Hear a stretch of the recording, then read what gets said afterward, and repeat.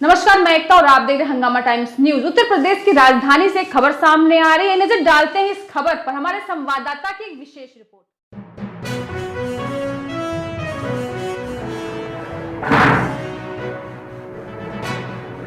बताइए, आज की जो बैठक हुआ उसके बारे में क्या कहना है? परिचय भैया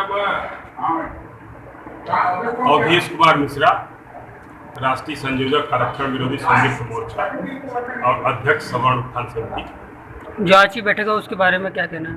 आज की बैठक हमारी पिछली बैठक को लेते हुए है कि पिछली बार हम लोगों ने प्रेस कॉन्फ्रेंस किया, पिछली बार हम लोगों ने सब धरना देने का प्रयास किया, पुलिस ने नहीं करने दिया, सरकार ने नहीं करने दिया।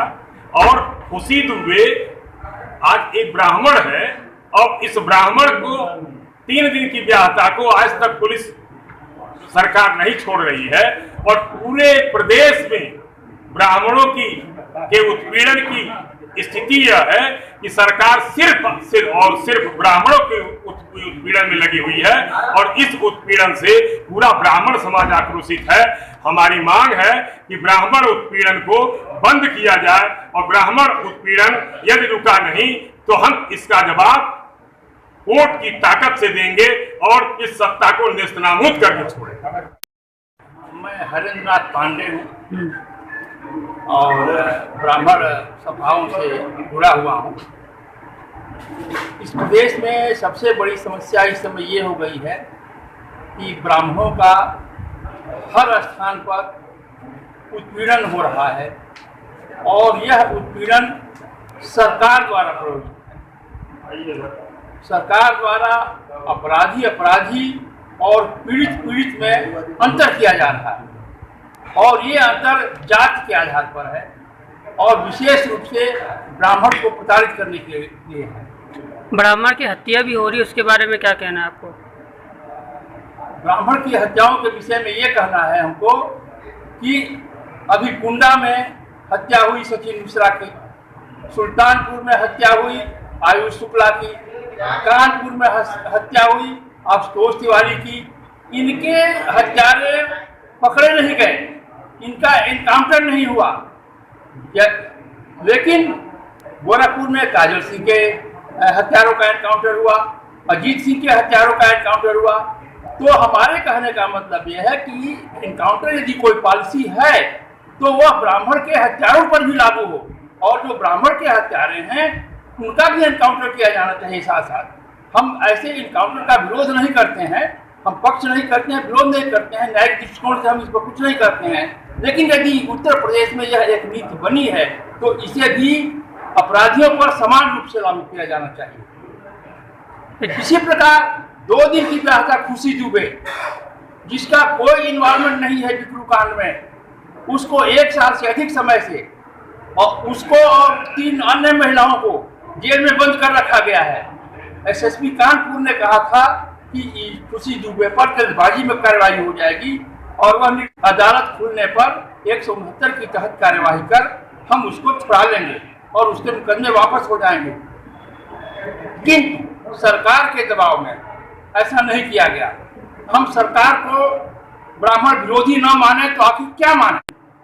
सरकार ने जानबूझ करके ब्राह्मण हत्यारों को जैसे आपकी मांगे नहीं पूरी हो या निश्चित रूप से यदि हमारे ब्राह्मणों की हत्याएं बंद नहीं हुई और ब्राह्मणों को संरक्षण सरकार द्वारा नहीं दिया गया तो इसका जवाब कोर्ट की राजनीति से ही दिया जाएगा और हम समझते हैं कि उसके अनुसार निर्णय ब्राह्मण धरना प्रदर्शन की अनुमति मांगी थी इसी खुशी दुबे प्रकरण में, किंतु सरकार ने हमें धरना प्रदर्शन की अनुमति नहीं दी।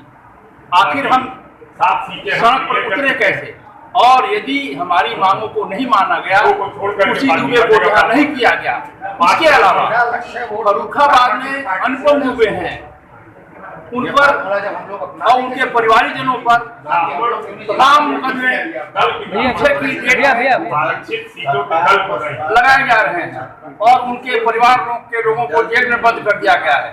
अनुपम दुबे के एनकाउंटर की तैयारी सरकार कर रही है और उसके लिए सब षड्यंत्र रच रही है।